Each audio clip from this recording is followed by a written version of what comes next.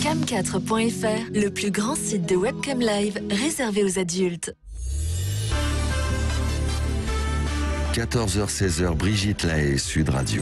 Nous avons Delphine qui nous appelle, Michel Odoul, et qui a des petits soucis, des problèmes de posture qui vous empêchent de mettre vos chaussures. C'est ça, Delphine ? Oui, bonjour, merci Madame Lahaie, Monsieur Odoul. Effectivement, en fait, j'ai des problèmes de posture depuis quelques années maintenant. Et effectivement, en fait, je peux pas changer de chaussures. Dès que je change en fait de chaussures, ça change ma cambrure et automatiquement, ça me crée des troubles. Et ils sont localisés sur la droite essentiellement, donc c'est-à-dire au niveau de la nuque, de la clavicule droite, et j'ai l'impression dans un point précis au niveau des lombaires. Voilà, donc ça m'est arrivé quand j'avais 22 ans à peu près. Alors je ne sais pas d'où ça vient exactement. Est-ce que ça vient d'un problème de mâchoire, parce que j'ai eu un souci d'ATM. Donc je ne sais pas exactement quel est le problème, mais en fait voilà, depuis 10 ans. Mais donc on vous met des chaussures avec une semelle compensée d'un côté, c'est ça, non ? Non, mais même pas. En fait, j'ai pris rendez-vous. Enfin, le hasard fait que j'ai un rendez-vous justement de nouveau avec un posturologue. À la base, ils avaient traité ça avec des gouttières au niveau des dents.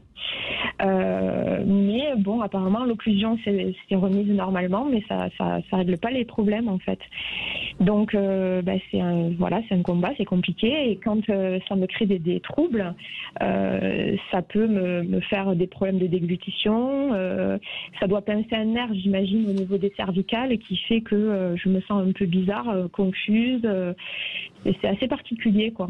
C'est assez particulier, donc je voulais savoir ce que Monsieur Odoul en pensait.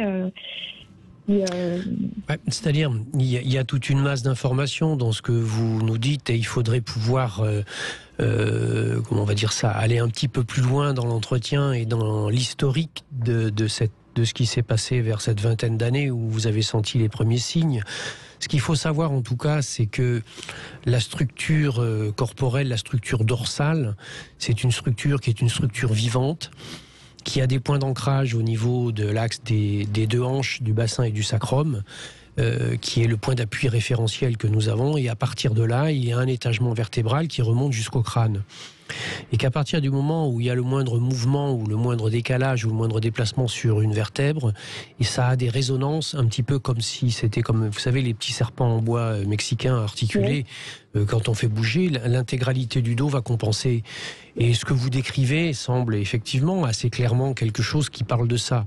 Alors il y aurait peut-être à faire un travail, soit avec un fasciathérapeute, soit avec un ostéopathe, soit avec un praticien shiatsu professionnel, pour aller vérifier à la fois l'étagement vertébral, la manière avec laquelle vos structures sont construites et bâties, et puis ensuite les zones corporelles dans lesquelles vous ressentez les choses, elles parlent de quelque chose qui se passe particulièrement. Vous avez cité l'axe lombaire, vous avez cité la problématique des mâchoires, vous avez cité les cervicales.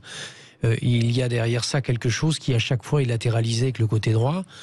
Donc la question, moi, que j'aurais envie de vous poser, qu'est-ce qui s'est passé par rapport au féminin, à votre mère, ou à l'image du féminin ou de la mère en vous vers cette vingtaine d'années ? À cette époque-là, en fait, il y a tout qui a changé dans ma vie. En fait, j'ai changé de ville. Et c'était la première fois que je partais de chez mes parents, en fait. Et justement, j'étais un peu perdue dans l'évolution de ma vie professionnelle. Je ne savais pas où aller trop. On pourrait dire que ça a déséquilibré votre axe. Vous quittiez le stade de la petite fille pour devenir une femme seule ? Oui.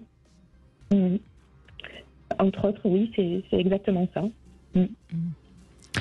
Je crois que l'équilibre, si vous voulez, il faut bien comprendre que l'équilibre qui est le nôtre, il n'est pas lié à quelque chose et à un phénoménal qui nous est extérieur, mais à la manière avec laquelle nous nous percevons dans ce monde. Il y a une espèce de système de fond à l'intérieur de nous qui gère notre équilibre global.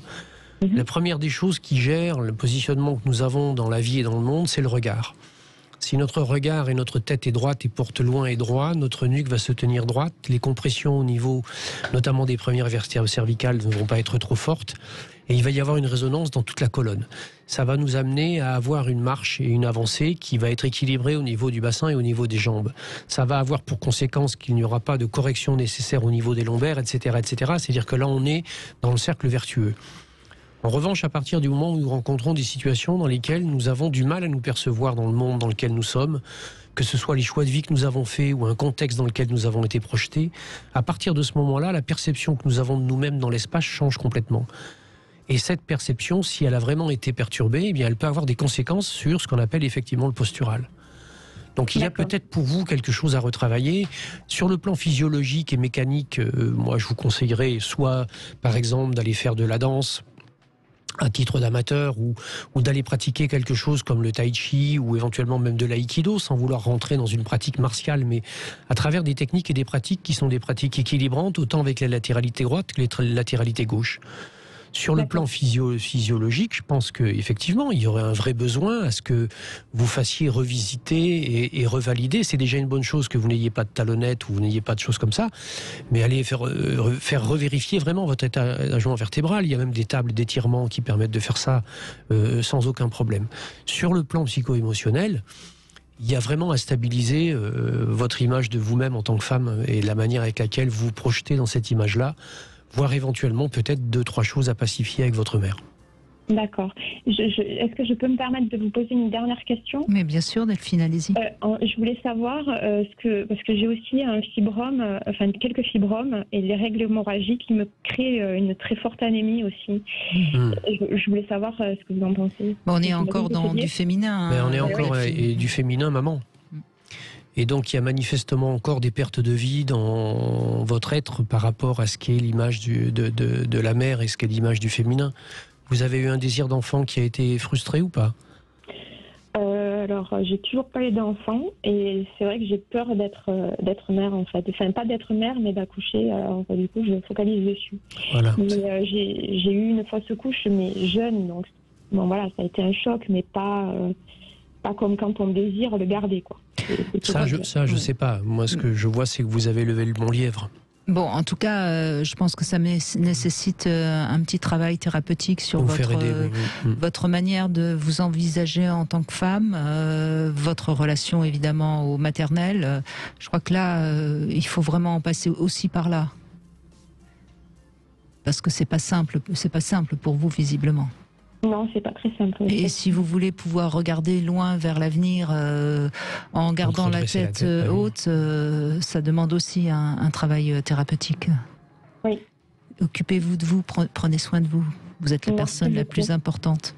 Mettez-vous au monde, Delphine, avant de penser à mettre au monde un enfant. Oui, c'est pas faux. N'est-ce pas ? Merci Delphine, en tout cas. Merci beaucoup.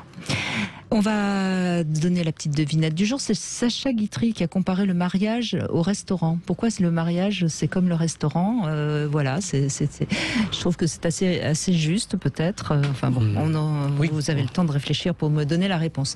Et puis, si vous avez envie, vous aussi, de nous parler de votre corps, ou votre corps a envie de nous parler, eh bien, vous nous appelez sur Sud Radio au 0826 300 300. On se retrouve tout de suite après les infos.